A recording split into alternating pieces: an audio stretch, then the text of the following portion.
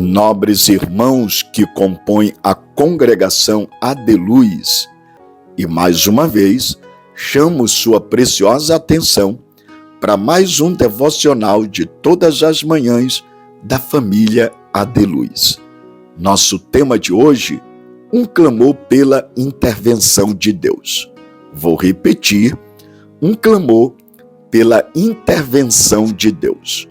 Nosso texto base está no Salmo 119, especificamente o verso 126, onde está escrito: Já é tempo de entrar em ação, ó Senhor, pois a tua lei está sendo violada. Nobres irmãos, na manhã dessa terça-feira, no devocional de hoje, com o tema Um clamor pela intervenção de Deus, chamo sua atenção para a seguinte observação. O salmista do Salmo 119 está olhando ao seu redor e vê sua nação mergulhada numa grande crise. Essa crise era o resultado da apostasia religiosa, a negação da fé em Deus e do colapso moral, uma conduta contrariando a lei de Deus. Na verdade, a lei de Deus, reguladora da fé e da conduta, estava naqueles dias sendo violada, assim como ainda hoje. O povo havia se desviado e quebrado os mandamentos do Senhor. E a grande verdade é que essa crise permanece ainda em nossos dias. Quando olhamos para o nosso cenário sociopolítico, econômico e religioso, percebemos que a lei de Deus está sendo escarnecida. Os 10 mandamentos estão sendo desprezados como coisa de nenhum valor. Por isso também, como Igreja de Cristo, devemos clamar diante de Deus por uma intervenção divina. Nesse aspecto eu devo dizer, somente Deus pode dar rumo a esta nação, intervindo em todos os poderes e em todos os setores da sociedade. Pois a Bíblia diz que feliz é a nação cujo Deus é o Senhor. No entanto, quando olhamos para o nosso cenário nacional, percebemos, em primeiro lugar, o único Deus está sendo substituído por outros deuses. Eu vou repetir, o único Deus está sendo substituído por outros deuses. O primeiro mandamento da Bíblia estabelece que há um só Deus e que não devemos ter nenhum outro Senhor além dele. Não devemos nos curvar diante de nenhuma imagem, porque só Deus, Criador dos céus e da terra, é o único Deus. No entanto, percebemos que os deuses dos povos que foram criados pelo homem estão substituindo ao Deus verdadeiro. O Deus verdadeiro e Criador, provedor e Salvador do seu povo, somente Ele merece ser adorado. Mas percebemos, infelizmente, no nosso cenário, o quanto os ídolos elaborados na mente, fabricados por mãos humanas, têm sido difundido, propagado, e a cada dia o povo substitui o Deus verdadeiro pelos falsos deuses. Por essa razão, precisamos clamar ao Senhor, rogando que Ele venha intervir na história da nossa nação, pois somos cientes de que fora dele não há salvação. Por isso, Deus precisa intervir em nossa história. Em segundo lugar, o culto espiritual está sendo corrompido pela idolatria. Eu vou repetir, o culto espiritual está sendo corrompido pela idolatria. O segundo mandamento mostra que o único Deus vivo e verdadeiro deve ser adorado da maneira que Ele mesmo prescreve em sua palavra. Portanto, toda forma de idolatria é uma deturpação do culto. Deus não busca adoração, mas adoradores que o adorem em espírito e em verdade. E a minha pergunta, você tem amado a Deus sobre todas as coisas? Adorado, devotando a Ele todo o seu louvor e toda a sua adoração?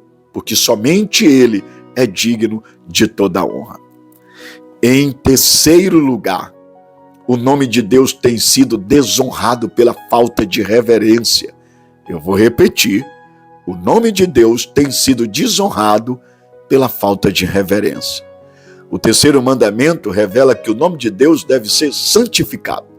Tomar seu nome em vão é desonrar a Deus. Ultrajar sua glória é ofender a sua santidade. Palavras imorais, piadas indecorosas e expressões desprovidas de reverência com o santo nome de Deus é uma ofensa ao Altíssimo. Por isso precisamos ter cuidado. Precisamos reavaliar nossa postura, nossa conduta, nossa trajetória, nossa vida, porque nós somos o templo de Deus e a nossa vida deve honrá-lo em tudo. Não podemos nos esquecer de que Deus precisa ser honrado na maneira como nós vivemos. Mas em quarto lugar, o dia do Senhor tem sido desprezado pela secularização. Eu vou repetir, o dia do Senhor, que é o princípio sabá, tem sido desprezado pela secularização. A sociedade está cada vez mais secularizada. Os homens esquecem-se de Deus, buscam seus próprios interesses e fazem isso, inclusive, no dia que deveria reservar para Deus. Reservar para Ele e o adorá-lo. Eu não estou me referindo ao dia como norma, o sábado, nem ao domingo que nós cristãos reservamos para Deus, mas me refiro ao fato de que não temos dedicado tempo para Deus e gastado todo o nosso tempo na busca dos nossos interesses. Quando fazemos assim, quebramos o princípio sabá, quebramos o princípio da lei de Deus que diz que precisamos ter um dia para o Senhor. E a minha pergunta, você tem dedicado o dia para Deus? Por tradição, nós, na maioria de cristãos, reservamos o domingo, o dia em que nos reunimos como família para adorar a Deus. A minha pergunta, você tem feito isso para Deus? Se você trabalha no domingo, tem dedicado a segunda? E se trabalha na segunda, tem dedicado a terça? O fato é, quando é que você tem dedicado tempo para Deus? Em quinto lugar, os pais têm sido desonrados pelos filhos em nossa geração. Eu vou repetir, os pais têm sido desonrados pelos filhos em nossa geração. Honrar pai e mãe é o caminho da longevidade, e não só disso, mas também da prosperidade. Honrar pai e mãe é um gesto que agrada a Deus, fortalece a família e abençoa a sociedade. Mas infelizmente a sociedade vive um caos. As famílias estão desfaceladas, os casamentos falidos, os relacionamentos rompidos, os valores deturpados e os filhos perdidos e a cada dia sendo ceifados na flor da sua juventude. Nós precisamos repensar e clamar diante de Deus para que Ele venha intervir em nossa nação. Mas em sexto lugar, a vida humana está sendo banalizada. Eu vou repetir. A vida humana está sendo banalizada. O sexto mandamento trata da sacralidade da vida. Só Deus tem poder para dar vida e autoridade para tirá-la. Somos guardiões do próximo e não seus flageladores. Não podemos tirar do próximo o seu bem maior, que é a própria vida. Por isso o sexto mandamento diz: não matarás. Precisamos refletir sobre a importância de valorizar e respeitar a vida do próximo. Em sétimo lugar, precisamos clamar a Deus por intervenção, porque a honra do próximo está sendo aviltada. Eu vou repetir, nós precisamos clamar por intervenção a Deus, porque a honra do próximo está sendo aviltada. Os valores morais estão de ponta cabeça. Nessa sociedade hedonista e imoral, o avitalmente do sexo, o incentivo ao adultério e a promiscuidade dos costumes aproxima nossa geração de Sodoma e Gomorra. Estamos vendo a cultura sodomita, a cultura de Gomorra prevalecendo. E o que nós estamos vendo, uma desonra total ao próximo. Precisamos refletir sobre isso. Em 8º lugar, a honestidade no trato com dinheiro está em franco declínio. Eu vou repetir, a honestidade no trato com dinheiro está em franco declínio. Depois que a lei de Deus tratou do respeito à vida e a honra ao próximo, o 8º mandamento lida com respeito aos bens do próximo. Em vez de roubar, o homem deve trabalhar. Em vez de usar de esperteza para saquear o alheio, o homem deve socorrer os necessitados. Por isso o mandamento 8º diz: não roubarás. Nós precisamos refletir sobre esses princípios. Em 9º lugar, o nome do próximo tem sido enlameado pela maledicência. Eu vou repetir, o nome do próximo tem sido enlameado pela maledicência. O 9º mandamento lida com a honra ao nome do próximo. Em vez de falar mal, devemos considerar uns aos outros em honra. Em vez de desmerecer o próximo com calúnia mordazes, devemos abençoá-la ou abençoá-lo com atitudes nobres. Como é que nós temos agido em relação ao próximo? Que nós possamos refletir sobre essas verdades. Concluo em 10º lugar.